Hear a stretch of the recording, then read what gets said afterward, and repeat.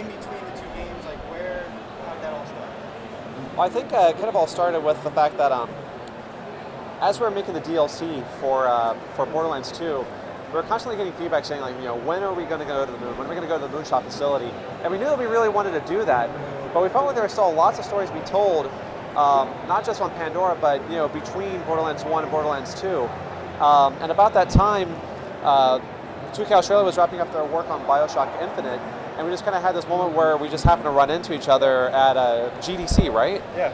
And they had an idea, and we just kind of talked about it, and it became really obvious that this was like a great story that could be told. Okay.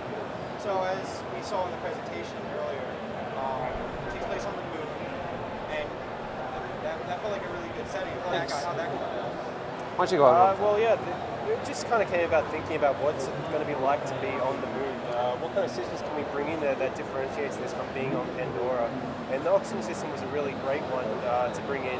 Not only is it something that you need to kind of keep an eye on for a resource, but it really is a tactical option as well. If you're coming into a space and you have an oxygen generator, you can choose to turn that on, and then you can lure enemies in there and light them on fire. They'll take fire damage, but you can also choose to leave that off. They'll use their own oxygen bubbles. You can then pop those, and they'll start venting out, and they'll be vulnerable. So it's really about tactics as much as getting another resource. It also allows you to do a double jump, a boost, which allows you to propel yourself forward or jump higher.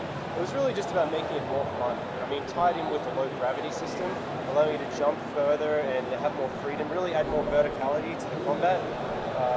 Yeah, that's kind of how it was. Just thinking about the moon. What would that be like? Like Joel was saying, it's actually a very well integrated system for the entire game. Like, it's not just about whether or not how you set enemies on fire. If you're set on fire, you can also back out into the no atmo area so that your status effect goes away. There's a lot of interesting choices that can be made. I mean, you can even use the oxygen to revive your teammates faster if they go down. And it's kind of a tactical decision, because if you're in an area with no atmo, you're going to lose a considerable chunk of your oxygen to do it. But you also have a player back in the fight, which could be worth the exchange. So I mean, it was a really cool addition that we've been really happy with. Very cool, yes. Yeah, personally, I can't wait for people to see Claptrap's story. Yeah. How he went from working for Jack until where he was in Borderlands 2. People are really going to enjoy that. You can't talk about it at the moment, but that's really cool. This gun and also a beam gun, like a laser gun? Yep. Yeah, so we added the new cryo elemental. So that's not just in guns, that's in grenades. It's in your Oz kit, which is a new piece of gear that you can equip, which it allows you to breathe in a no oxygen atmosphere. It also modifies your slam, your butt stomp, as I like to call it. You can add elemental damage to that, or you can create a temporary oxygen bubble.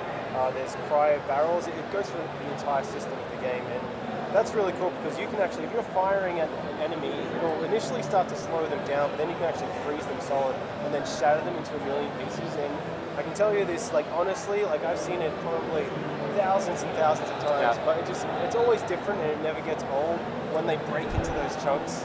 The best part is when they break into chunks and you just walk right through them. And if you do a butt stomp on them when they're frozen, if their health is low enough, you can shatter them, and if you time it just right, you'll shatter them and then go like straight through them. Yeah, you'll land on their head and actually split them. Yeah, so bad. And I have one question. Yeah, go ahead. Making sure Australia is actually the main. Yeah, so oh yeah. At a certain point in development, it kind of started by us Aussies back home recording temporary VO to get in the game, just to give a little bit more context to the story. And for some reason, these guys thought that was hilarious. It was great, because there's this character that was trying to do like this New York, like almost like mobster accent, but he sounded like a really bad Cagney. And we were like, this is great. Like, the whole moon should just be Australian. It was a perfect fit. I loved it. Yeah, and because this is Borderlands, when there's a reaction like that, you just go with it. That's a really cool thing about working on this game. So, yeah, the moon is Australia. Yeah, it's really great. Cool. Thank you, guys. Yeah, absolutely. Thank you. Thanks.